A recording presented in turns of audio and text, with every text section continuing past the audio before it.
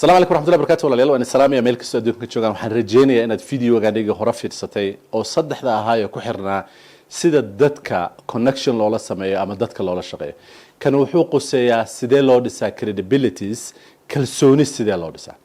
how did you will be able to build credibility so dhisay ama ha ahaado cidaad credibility ka la dhisayso cid soke ama ha ahaato cid fogaato ha ahaato ama audience aad la hadlayso ama dad kale ha la ahaato aad la dhisayso sida sharcigu yahay ama aan sharcigan ku shaqeeyno yahay waxaan mar walba in la wadaagaa saddex si ay u ahaato wax fudud oo aad xasuusan karto niyadaadan aad ku hayn karto anytime aad credibility dhisayso waxaad u baahan tahay inaad ogaato the trustiga adiga iyo audiencega ama adiga dadka la hadlaysan ka dhaxaysa it's muhiim waay muhiimadaas waxa waaye audiencega ama dadka la hadlayso waxay leeyihiin maxaad ogtahay oo u baahanahay inaan anagu ogaano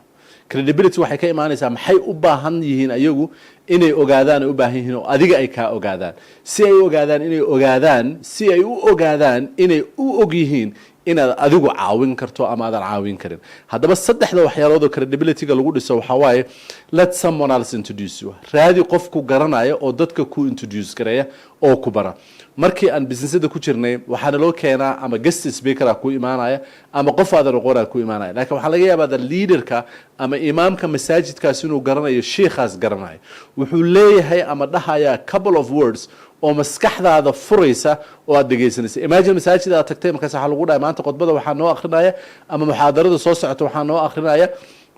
nin jaamacadda Madiina ka soo baxay oo bartay culumta A B C D business kaas weyn qofkii soo sameeya barnay when someone to introduce gareeyo oo uu credibility-giisa ku huyo waa waxa ugu wanaagsan ee qofku uu hadiiba ku dhisi karo credibilities ma ahan credibilities kaas ayada ah inay noqoto mid lagu danaysanayo laakiin waa inay tahay waaye mid dadka loogu danaynayo in qalbigooda iyo qulubtooda ay furto oo ay ogaadaan haddaysan marka dhicinin in aad hesho cid credibility-ga ku siisa ma haboona tan labaad inaad dhahdo aniga waxaan ahay nin hebel iyo hebel iyo hebel credibility-ga waxa lagu dhisaa hadaan qof introduction ku sameeyno labaad inaad ku dhisto indirect wax leeyahay indirect macnaheedu waxa waaye oo ah inaad dadka u sheegto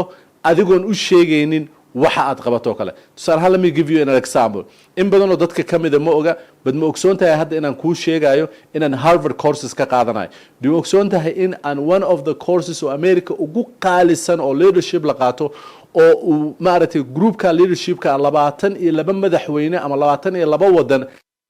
leadership inaan course ka qaadanayo did you see the example to that I am giving you an indirect waxa aan sheegay cilmi baan u leeyahay ama aragti baad u leedahay and that stories aan ku sheegay is going to give you an open your mind inay ku samayso number 3 and midda ugu dambaysa aan ka hadlay credibilities by associations cidda aad la associate gareynayso ama cidda aad la shaqeynayso waxay ku siinaysaa in credibilities oo ah waxaan la shaqeeyay ama ka soo shaqeeyay ama aan soo qabtay oo aad ku xirto in your name and the link is giving you credibility so those three things hadda dadka inay ku dhageystaan is giving you credibility number 1 in qof dadka ku introduce gareeyo number 2 indirect sheekay inaad u introduce gareyso dadka isku barto number 3 in aad hesho ama aad ku xiran tahay associations magac leh ama la yaqaano oo aad ku sahlaay inaad samayso sideedaad oo ka hadli doono waxa waaye